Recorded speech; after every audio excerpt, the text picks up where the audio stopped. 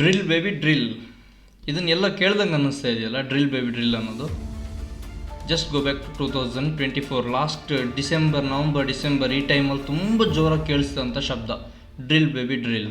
ಅಂದರೆ ಅಮೆರಿಕದ president Donald Trump ಪ್ರತಿಯೊಂದು ಕಡೆಯೂ ತನ್ನ ಅಕ್ಟೋಬರಿಂದ ಸ್ಟಾರ್ಟ್ ಮಾಡಿ ಡಿಸೆಂಬರ್ ತನಕ ಎಲ್ಲ ಕಡೆಯೂ ಹೋದಲ್ಲೆಲ್ಲ ತನ್ನ ಭಾಷಣದಲ್ಲಿ, ಎಲೆಕ್ಷನ್ ಕ್ಯಾಂಪೇನಲ್ಲಿ ತುಂಬ ಯೂಸ್ ಮಾಡಿದೆ. ತನ್ನ ಎಲೆಕ್ಷನ್ನ ಮೇಯ್ನ್ ಕ್ಯಾಂಪೇನ್ ಆಗಿ ಇಟ್ಕೊಂಡಿದ್ದಿದೆ ಡ್ರಿಲ್ ಬೇಬಿ ಡ್ರಿಲ್ ಅನ್ನುವಂಥ ಕಾನ್ಸೆಪ್ಟನ್ನು.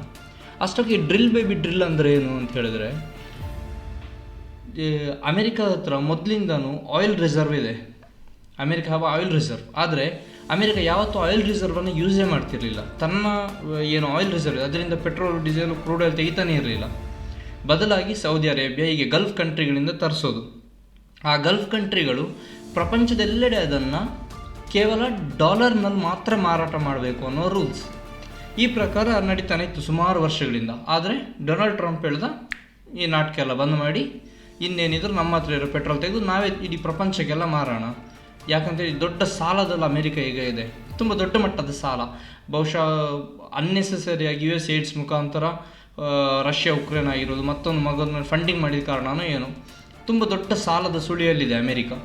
ಹಾಗಾಗಿ ನಮ್ಮ ಇದನ್ನು ಡ್ರಿಲ್ ಮಾಡಿ ಪೆಟ್ರೋಲ್ ತೆಗೀರಿ, ಪ್ರಪಂಚಕ್ಕೆಲ್ಲ ಮಾರಾಟ ಮಾಡಿ ದುಡ್ಡು ಮಾಡಿ ಕಲಾಸ್, ಇದನ್ನು ಅವನು ಹೇಳ್ಕೊಂಡು ಓಡಾಡ್ತಿದ್ದ.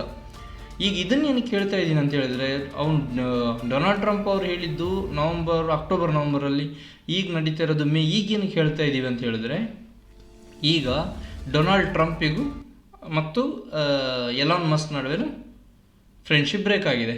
ಏನೊಂದು ದೊಡ್ಡ ರಿಲೇಷನ್ಶಿಪ್ ಇತ್ತು ಇಬ್ಬರ ನಡುವೆ, ಅದೀಗ ಬ್ರೇಕ್ ಆಗಿದೆ. ಈಗ ಇಬ್ಬರು ಒಬ್ರಿಗೊಬ್ರು ಬಾಯಿಗೆ ಬಂದ ಎರ್ರ ಬೈಕ್ ಅಂತಿದ್ದಾರೆ. ಅಷ್ಟಕ್ಕೂ ಅದನ್ನು ಈಗೇನಕ್ಕೆ ಮಾತಾಡ್ತಿದ್ದೀವಿ ಅಂತ ಹೇಳಿದ್ರೆ, ತುಂಬ ಡ್ರಿಲ್ ಬೇಬಿ ಡ್ರಿಲ್ ಈಗ ಇಫೆಕ್ಟಿಗೆ ಬರ್ತಾ ಇದೆ. ಡ್ರಿಲ್ ಬೇಬಿ ಡ್ರಿಲ್ ಪ್ರಕಾರ ಈ ಎಲೆಕ್ಟ್ರಿಕ್ ವೆಹಿಕಲ್ಗಳೇನಿದ್ದಾವೆ ಅದನ್ನು ಟ್ರಂಪ್ ಹೇಳ್ತಿದ್ದಾನೆ, ಕಲಾಸ್ ಬಂದ್ ಮಾಡಿ, ಇನ್ನು ಬೇಕಾಗಿಲ್ಲ, ನಾವು ಪೆಟ್ರೋಲ್ ತೆಗೆದು ಪೆಟ್ರೋಲ್ ಮಾಡೋಣ ಅಂತ ಹೇಳ್ತಿದ್ದಾನೆ. ಅಂದರೆ ಯಾವಾಗ ಎಲೆಕ್ಟ್ರಿಕ್ ವೆಹಿಕಲ್ಗಳ ಮೇಲೆ ಒಂದು ಕಡೆಯಿಂದ ಬಂದ್ ಮಾಡಿ ಹೇಳ್ತಿದ್ದಾನೆ. ಇಲ್ಲ ಅಂತಿದ್ರೆ ಚೈನಾದಲ್ಲಿ ಏನು ಮ್ಯಾನುಫ್ಯಾಕ್ಚರ್ ಆಗ್ತಿದೆಯೋ ಅದನ್ನೆಲ್ಲ ಇಲ್ಲಿ ಅಮೆರಿಕಕ್ಕೆ ಶಿಫ್ಟ್ ಮಾಡಿ.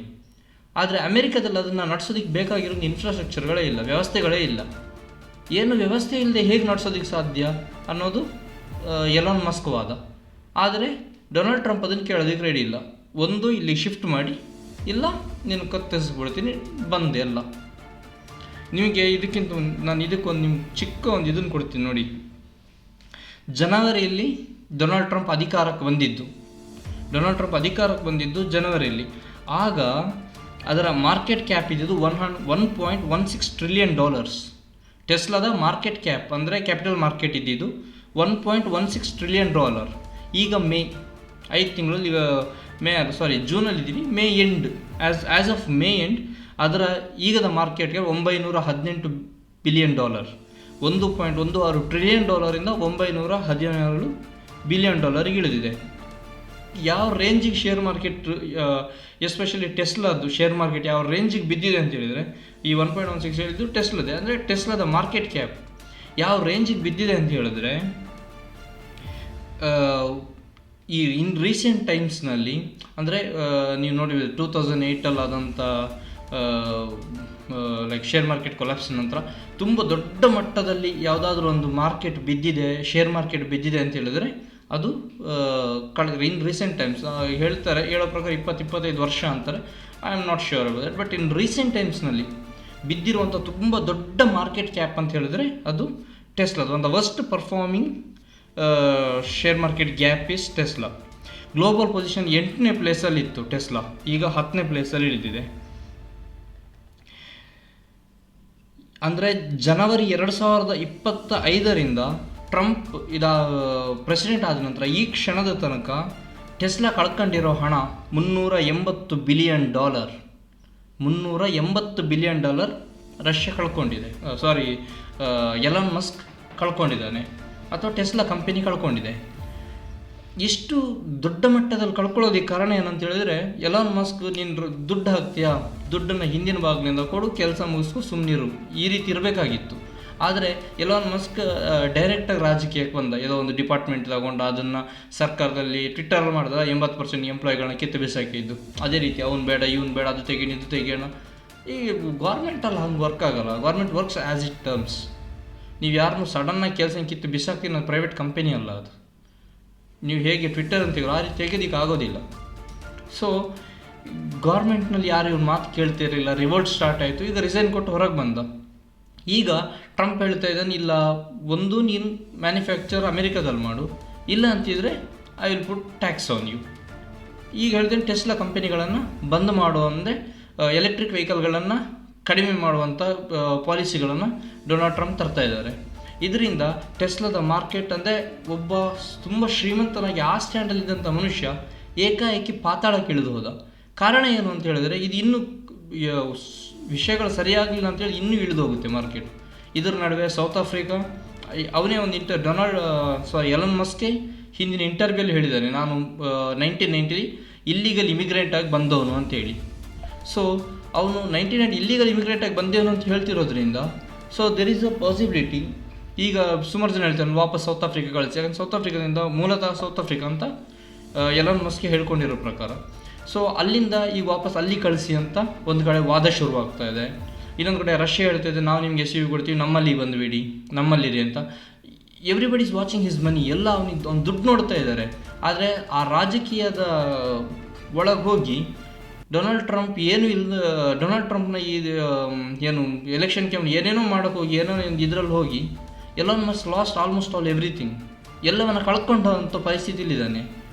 ಅಮೆರಿಕಾದಲ್ಲಿ ರೀಸೆಂಟಾಗಿ ಅವನ ಕಾರ್ಗಳನ್ನು ಟ್ರಂಪ್ ಸಪೋರ್ಟರ್ ಟೆಸ್ಲಾ ಕಾರ್ಗಳನ್ನು ಶೋರೂಮ್ಗೆ ಅಟ್ಯಾಕ್ ಮಾಡ್ತಾಯಿದ್ದಾರೆ, ಕಾರ್ಗಳನ್ನು ಡೆಮೊಲಿಷ್ ಮಾಡ್ತಾ ಇದ್ದಾರೆ, ಬೆಂಕಿ ಹಾಕ್ತಾ ಇದ್ದಾರೆ ಕಾರ್ಗಳಿಗೆ.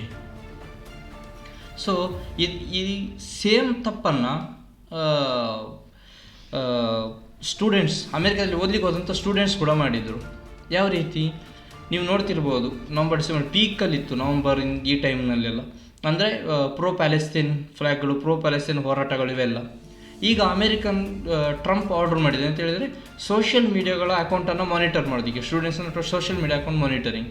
ಯಾವುದೇ ಕಾರಣಕ್ಕೂ ಸೋಷಿಯಲ್ ಮೀಡಿಯಾಗಳಲ್ಲಿ ಯಾವುದಾದ್ರೂ ಪ್ರೋ ಪ್ಯಾಲೆಸ್ತೇನ್ ಅಥವಾ ಇಂಥ ಇದನ್ನು ಹಾಕಿದರೆ ಅವರನ್ನು ದೇಶದಿಂದ ಹೊರಗೆ ಹಾಕ್ತೀವಿ, we don't want you to be in, will don't give you space ಅಂತ ಸ್ಪಷ್ಟವಾಗಿ ಹೇಳಿದ್ದಾನೆ. ಈಗ ಎಲ್ಲ ಮಕ್ಕಳು ಕೂಡ ಏನು ಪ್ರೋ ಪ್ಯಾಲೆಸ್ತೇನ್ ಹೋರಾಟದಲ್ಲಿದ್ದರು, ತಮ್ಮ ಇನ್ಸ್ಟಾಗ್ರಾಮ್, ಫೇಸ್ಬುಕ್ಕು, ಟ್ವಿಟ್ಟರ್, ರೇಡಿಯೇಟ್ಗಳಿಂದ ಎಲ್ಲ ಅಕೌಂಟ್ಗಳನ್ನು, ತಮ್ಮ ಪೋಸ್ಟ್ಗಳನ್ನು ಡಿಲೀಟ್ ಮಾಡ್ತಾ ಇದ್ದಾರೆ. ಯಾಕೆ? ಬಿಕಾಸ್ ಒಂದು ವೇಳೆ ಸಿಕ್ತು ಅಂತ ಹೇಳಿದರೆ ವಾಪಸ್ ಕಳಿಸ್ತಾರೆ.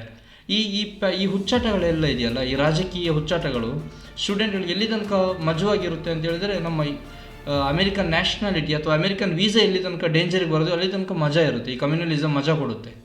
ಯಾವಾಗ ಅಮೇರಿಕನ್ ಸಿಟಿಸನ್ಶಿಪ್ ಕಷ್ಟ ಪ್ರಾಬ್ಲಮ್ ಆಯ್ತಲ್ಲ, ಅಮೇರಿಕನ್ ವೀಸಾ ಕ್ಯಾನ್ಸಲ್ ಆಗುತ್ತೆ ಅಂದಾಗ ನಮ್ಮ ಇಸ್ರೇಲ್ ಎಷ್ಟಾದರೂ ಪ್ಯಾಲೆಸ್ತೇನಲ್ಲಿ ಬಾಂಬ್ ಹಾಕಲಿ, 100 ಬಾಂಬ್ ನಮ್ಮ ಕಡೆಯಿಂದನೂ ಹಾಕಿ ಬೇಜಾರಿಲ್ಲ, ಆದರೆ ನಮ್ಮ ವೀಸಾ ಮಾತ್ರ ತೆಗಿಬೇಡಿ, ಈ ಮೆಂಟಾಲಿಟಿ. ಸೊ ಎಲ್ಲ ಡಿಲೀಟ್ ಮಾಡ್ತಾ ಇದ್ದಾರೆ. ಈ ಮಕ್ಕಳು ಮಾಡಿದ್ದು ಎಲ್ಲ ಮಾಡಿದ್ದು ತಪ್ಪು ಬೇರೆ ಏನಿಲ್ಲ. ಅವರಿಗೂ ರಾಜಕೀಯಕ್ಕೆ ಹೋಗಬಾರ್ದಿತ್ತು, ಇವರಿಗೂ ರಾಜಕೀಯಕ್ಕೆ ಹೋಗಬಾರ್ದಿತ್ತು. ರಾಜಕೀಯಕ್ಕೆ ಅವಶ್ಯಕತೆ ಇಲ್ದಿರೋದ್ರೆ ಮೂಗು ತೋರ್ಸೋಕೆ ಹೋದಾಗ ಇಂಥದ್ದೆಲ್ಲ ಆಗುತ್ತೆ. ಈಗ ಎಲಾನ್ ಮಸ್ಕ್ ಡೊನಾಲ್ಡ್ ಟ್ರಂಪ್ ವಿರುದ್ಧ ಜಗಳ ಮಾಡ್ತಾ ಇದ್ದಾನೆ. ಜಸ್ಟ್ ಇಮ್ಯಾಜಿನ್, ಅವನ ಅಧಿಕಾರ ಇಲ್ಲ ಹೋಗುತ್ತೆ ಅಂತಲ್ಲ, ಅಟ್ಲೀಸ್ಟ್ ಇನ್ನೊಂದು 3 ವರ್ಷ ಡೊನಾಲ್ಡ್ ಟ್ರಂಪ್ ಅಧಿಕಾರದಲ್ಲಿ ಇರ್ತಾರೆ ಅಂತ ಹೇಳಿದ್ರು ಕೂಡ he can finish Tesla, he can finish space X. ಯಾಕಂತ ಹೇಳಿದರೆ ಹಿ ಕ್ಯಾನಾಟ್ ಮೇಂಟೈನ್ ದ್ಯಾಟ್ ಒನ್. ನೀನು ಅಮೇರಿಕಾದ ಪ್ರೆಸಿಡೆಂಟ್, ಯಾವ್ದು ಸುಪ್ರೀಂ ಪವರ್ ನಾವು. ನಾಳೆ ಬೆಳಿಗ್ಗೆ ಎದ್ದು 500% ಟ್ಯಾಕ್ಸ್ ಟೆಸ್ಲಾ ಮೇಲೆ ಅಂದರೆ no one can question him, no one can stop him. Is a president of America, is elected power of the state. ನಾಳೆ ಚೈನಾದ ಮೇಲೆ ಹಾಕ್ತೀನಿ ಅಂದರೂ ಯಾವನು ಏನು ಮಾಡೋಕ್ಕಾಗಲ್ಲ, ದೇ ವಿಲ್ ಇಂಪ್ಲಿಮೆಂಟ್. ಇದ್ರ ಜೊತೆಗೆ ಚೈನಾದಲ್ಲಿ ನ್ಯಾಷನಾಲಿಟಿ ಸ್ಪಿರಿಟ್ ಸ್ಟಾರ್ಟ್ ಆಗಿದೆ. ನೀವು ಟೆಸ್ಲಾ ಚೈನಾದಲ್ಲಿ ಮ್ಯಾನುಫ್ಯಾಕ್ಚರ್ ಸೇಲ್ ಇತ್ತು, ಯಾವಾಗ ಅಮೇರಿಕಾ ಜಗಳ ಶುರುವಾಯಿತು, ಟೆಸ್ಲಾದ ಬಾಯ್ಕಾಟ್ ಚೈನಾದಲ್ಲಿ ಶುರುವಾಯಿತು. ಅಲ್ಲಿ ಮತ್ತೊಂದು ಕಂಪನಿ ಇದೆ ರೀಸೆಂಟ್, ಐ ಬಿಲೀವ್ BYDಯ ಶೇರ್ ಮಾರ್ಕೆಟ್ ಟಾಪ್ ಲೆವೆಲಿಗೆ ಬೂಮ್ ಆಗಿದೆ. ಯಾಕೆ ಬೂಮ್ ಆಗ್ತಿದೆ? ಅಲ್ಲಿ ಬೂಮ್ ಆಗ್ತಿದೆ, ಮತ್ತೊಂದು ಕಡೆ ಟೆಸ್ಲಾದ ಶೇರ್ ಮಾರ್ಕೆಟ್ ಚೈನಾದಲ್ಲಿ ಡೌನ್ ಆಗ್ತಾ ಇದೆ, ಸೇಲ್ಸ್ ಎಲ್ಲ ಡಿಕ್ರೀಸ್ ಆಗ್ತಾ ಇದೆ. ಯಾಕಾಗ್ತದೆ? The nationality was raised in China. ಅಮೇರಿಕಾದ ಈ ರಾಜಕೀಯದ ರಂಬಾರೊಟ್ಟಿಗೆ ಹೋಗಿ ಡೊನಾಲ್ಡ್ ಟ್ರಂಪ್ನ ಹುಚ್ಚಾಟದಿಂದ ಎಲಾನ್ ಮಸ್ಕ್ ಎಲ್ಲಿದ್ನೋ ಅಲ್ಲಿಂದ ಎಲ್ಲವನ್ನು ಕಳ್ಕೊಳ್ಳುವಂಥ ಸಂದರ್ಭ ಕಾಣ್ತಾ ಇದೆ. It is not too late. ಆದರೆ ಈಗ I don't think Donald Trump ಇವನು ಮಾತನ್ನು ಕೇಳ್ತಾನೆ ಅಥವಾ ಯಾರೋ ಹೇಳಿದನ್ನು ಬೇಕಾದ ನಡ್ಕೊಳ್ತಾನೆ, ನಾನಂತೂ ಅಂದ್ಕೊಳ್ಳೋದಿಲ್ಲ ಮನುಷ್ಯ. ಸೊ ಇದು ಎಲ್ಲಿಂದ ಶುರುವಾಯಿತು? ಎಲಾನ್ ಮಸ್ಕ್ ಯಾವಾಗ ಜಾಗರೂಕನಾಗಬೇಕಿತ್ತು ಅಂತ ಹೇಳಿದ್ರೆ, ಯಾವಾಗ ವಾಷಿಂಗ್ಟನ್ನಲ್ಲಿ ಮೊದಲನೇದಾಗಿ ಡ್ರಿಲ್ ಬೇಬಿ ಡ್ರಿಲ್ ಅನ್ನುವ ಕಾನ್ಸೆಪ್ಟ್ನ ಹೆಸರಲ್ಲಿ ಡೊನಾಲ್ಡ್ ಟ್ರಂಪ್ ತನ್ನ ಎಲೆಕ್ಷನ್ ಕ್ಯಾಂಪೇನ್ ಮಾಡ್ತಾ ಇದ್ದಲ್ಲ, ಆವಾಗ ಎಚ್ಚರಿಕೆ ಆಗಬೇಕಾಗಿತ್ತು. ಡ್ರಿಲ್ ಬೇಬಿ ಡ್ರಿಲ್ ಅಂತ ಹೇಳಿದ್ರೆ ಏನು, ಪೆಟ್ರೋಲ್ ಡ್ರಿಲ್ ಮಾಡಿ ಅಂತೇಳಿ. ಈಗ ನೀವು ನೋಡಿದರೆ ಟೆಕ್ಸಸ್ಸಿಂದ ಹಿಡಿದು ನ್ಯೂಜರ್ಸಿ ಎಲ್ಲ ಕಡೆಯೂ the coastal lines are activated with drilling start ಆಗಿದೆ. ಪೆಟ್ರೋಲ್ ತೆಗೆಯೋದಕ್ಕೆ ಶುರು ಮಾಡ್ತಾ ಇದ್ದಾರೆ. ಯಾಕೆ ಡ್ರಿಲ್ ಮಾಡ್ತಾ ಇದ್ದಾರೆ ಅಂತ ಎಲ್ಲ coastal line, not one place, you can see the news. Coastal line ತುಂಬ ಡ್ರಿಲ್ ಮಾಡ್ತಾರೆ. ಯಾಕಂತ ಹೇಳಿದ್ರೆ ಪೆಟ್ರೋಲ್ ಡ್ರಿಲ್ ಮಾಡ್ತಾರೆ ಅಂತ ಹೇಳಿದ್ರೆ when the quantity of production increases in the market, price will decrease. Supply increase, price decreases. Price decrease ಆದಾಗ ಯಾವನ್ E V ಗಾಡಿಗಳನ್ನ ತಗೊಳ್ತಾನೆ ಕರೆಂಟ್ ಇಟ್ಟು ಚಾರ್ಜ್ ಮಾಡೋದಕ್ಕೆ, 90% will move on to petrol vehicles only. Rate ಕಮ್ಮಿ ಇದ್ದರೆ ಒಳ್ಳೆ ಆಯ್ತಲ್ಲ ಅಂಥೇಳಿ. ಸೊ ಈ ಎಲೆಕ್ಟ್ರಿಕಲ್ ಕಾರ್ಗಳ ಮಾರ್ಕೆಟ್ ಇಳಿಯೋದ್ರಲ್ಲದೆ, ಮೊದಲಿಂದನೂ ಎಲೆಕ್ಟ್ರಿಕಲಿಗೆ ಅಪೋಸಿಟೇ, ಈಗ ಇನ್ನೂ ಅಪೋಸಿಟ್ ಆಗಿದ್ದಾನೆ. ಸೊ ಇದರಿಂದ ನಾವೊಂದು ಏನು ಕಲಿಬೇಕು ಅಂತ ಹೇಳಿದ್ರೆ, if you cannot handle it, if you cannot see the consequences, then don't enter into politics. If you have much to lose, then don't go to politics. ನೀವು ಬಿಸ್ನೆಸ್ ಮ್ಯಾನ್ ಆಗಿದ್ರೆ business ಮಾತ್ರ ಮಾಡಿ, ರಾಜಕೀಯದ ರಂಬಾರೊಟ್ಟಿಗೆ ಇಳಿಬೇಡಿ. ಇಷ್ಟು ಹೇಳ್ತಾ let's see what will happen next. Jai Hind, Jai Bharat.